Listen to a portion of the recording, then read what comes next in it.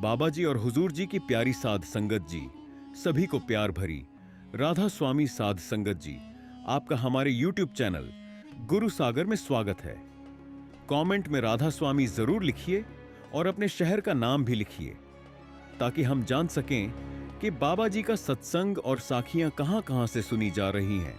साध संगत जी, आप बाबा जी अक्सर अपने सत्संग में कहते हैं कि जब कोई सत्संगी संत मत के उसूलों पर चलता है और भजन सिमरन को पूरा वक्त देता है तो दुनिया की कोई ताकत उसे नीचे नहीं खींच सकती। अगर वह सच्चे दिल से भजन सिमरन करता है, साध संगत जी, जो अपने मन को जीत लेता है, वही सच्चा सूरमा कहलाता है। लेकिन हम तो मैं की जाल में बुरी तरह फंसे हुए हैं। मन की ये मैल सिर्फ नाम की कमाई से ही साफ होती है, किसी और चीज से नहीं। जैसे कोई बर्तन बहुत गंदा हो जाए, जब हम उसे धोना शुरू करते हैं तो पहले ऊपरी मैल निकलती है, फिर दूसरी परत, फिर तीसरी, धीरे धीरे बर्तन फिर चमकने लगता है। ठीक वैसे ही हमारे मन पर भी सदियों की मैल छड़ी हुई है।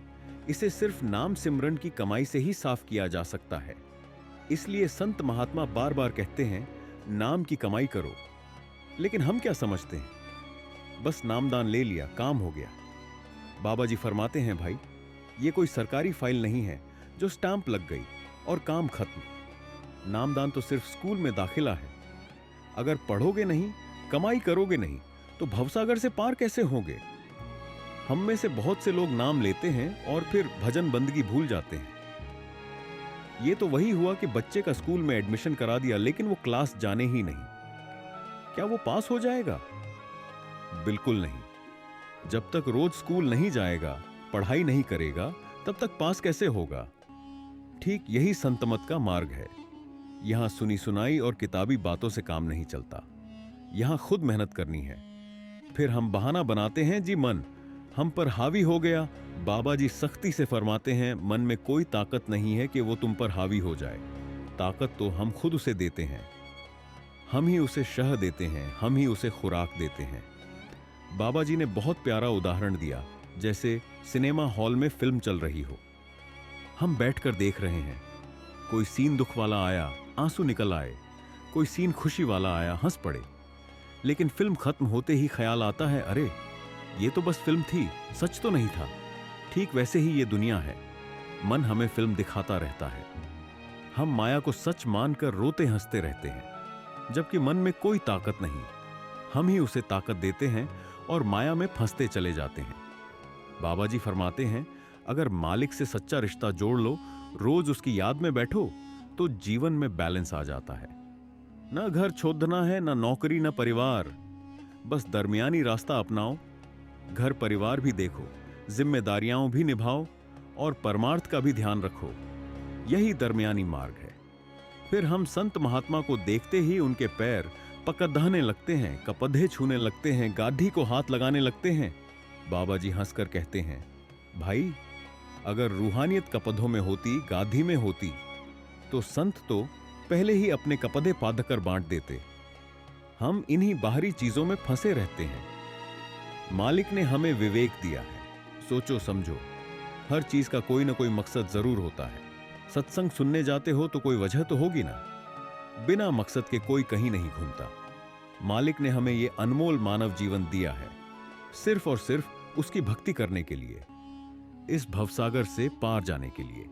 लेकिन हमारी हालत देखो, दूसरों का बोझ ढोते ढोते हम खुद गधे बन गए हैं। साध संगत जी, अब जागो, नाम की कमाई शुरू करो, मन को ताकत देना बंद करो, रोज भजन पर बैठो। यही सच्ची जीत है। एक बार एक संत अपने शिष्य के साथ जंगल से गुजर रहे थे। रात हो गई। संत जी ने कहा, भाई जाओ, आग जलाने को लकड़ी घास लाओ, रोटी बनानी है। शिष्य डर गया। सोचा, जंगल में गया तो कोई शेर भालू आ जाएगा, जान चली जाएगी। उसने बहाना बनाया, साईं अगर मैं जंगल गया तो मेरी पीठ आपकी तरफ यूं हो जाएगी, ये मैं कैसे कर सकता हूं। संत जी खुद जंगल गए, लकड़ियां इकट्ठी की। तभी जोर की बारिश शुरू हो गई। संत जी ने कहा, भाई ऊपर जाकर देखो, छत से पानी टपक रहा है। शिष्य फिर डर गया, कहीं पैर फिसला तो हड्डी टूट जाएगी। बोला, साईं अगर मैं छत पर गया तो मैं आपके ऊपर हो जाऊंगा, हंसो मत, यही तुम्हारा भी हाल है, हम भी तो यही कर रहे हैं। संत महात्मा के कपड़े पकड़ लिए, उनकी कुर्सी पकड़ ली, गाड़ी को हाथ लगाने लगे। बाबा जी बोले, भाई महाराज जी दुनिया भर में घूमे, सैकड़ों कुर्सियों पर बैठे होंगे, तुम कौन कौन सी कुर्सी पकड़ोगे? रूहानियत इन चीजों में थोड़े है। वो तो हमें इन सब से ऊपर उठाना चाहते हैं और हम फिर इन्हीं में फंस गए। बाबा जी फरमाते हैं, बाहर से कुछ नहीं मिलने वाला, जो मिलेगा करनी का मिलेगा, अंदर से मिलेगा। कोई कितना भी कहे कि मैंने फलाने बाबा जी से नाम लिया, ढिमा के गुरु से नाम लिया, जब तक खुद कमाई नहीं करोगे कुछ हासिल नहीं होगा। हमारी दौड़ देखो, जिसके पास जितनी दौलत उसकी भूख उतनी ही ज्यादा। गरीब के घर जाओ तो दिल से रोटी खिलाता है, अमीर के घर जाओ तो पहले पूछता है काम का आदमी है या नहीं, नहीं तो दरवाजे से ही लौटा देता है। बाबा जी ने अकबर बादशाह की कहानी सुनाई। एक बार अकबर जंगल में भटक गया, भूख से बेहाल। एक गरीब की झोंपड़ी दिखी, बोला मुझे भूख लगी है। गरीब ने जो था दिल खोलकर खाना परोस दिया। अकबर ने खुश होकर अपनी अंगूठी दी और कहा, कभी जरूरत पड़े तो मेरे पास आना, मैं बादशाह हूं। कुछ साल बाद उस गरीब के घर भयंकर अकाल पड़ा। घर वाले बोले, जा बादशाह के पास जा। अंगूठी दिखा, वो राजमहल पहुंचा, देखा बादशाह नमाज पढ़ रहा है, दोनों हाथ फैलाए मालिक से फरियाद कर रहा है, या अल्लाह मेरे देश में अकाल पड़ गया, मदद कर। गरीब चुपके से लौटने लगा।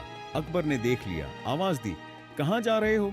वो बोला, बादशाह साहब मुझे समझ आ गया, मैं तो सहारा लेने आया था, आप खुद भिखारी बने बैठे हो। बाबा जी बोले, हम भी तो मालिक से कुछ ना कुछ मांगते ही रहते हैं, वो शुरू से देता आया है, पर हमारी भूख कभी नहीं मिटती। चाहे कितना बड़ा महल बना लो, सोना तो एक ही कमरे में हो, शरीर को 2 रोटी, 2 जोड़ी कपड़े और सिर पर छत चाहिए, बाकी सब फालतू है। इन सब चीजों से ऊपर उठो, उस कुल मालिक की भक्ति करो, याद रखो उसके दरबार में सिर्फ नाम की पहचान चलती है, धन दौलत की नहीं, बाल बच्चों की नहीं, रुतबे की नहीं, बस नाम की पहचान। साध संगत जी संतों की शरण में आने से जीव की किस्मत बदल जाती है। उम्मीद है कि आपको आज के इस वीडियो से बहुत कुछ सीखने को मिला होगा। अगर आपको यह वीडियो पसंद आई हो तो इस वीडियो को लाइक और अपने दोस्तों के साथ शेयर भी जरूर कीजिएगा, और हमें ऐसे ही सपोर्ट करने के लिए चैनल को सब्सक्राइब और बेल आइकॉन को जरूर दबा दीजिए। चलिए मिलते हैं नेक्स्ट वीडियो में, तब तक के लिए अपना ख्याल रखें।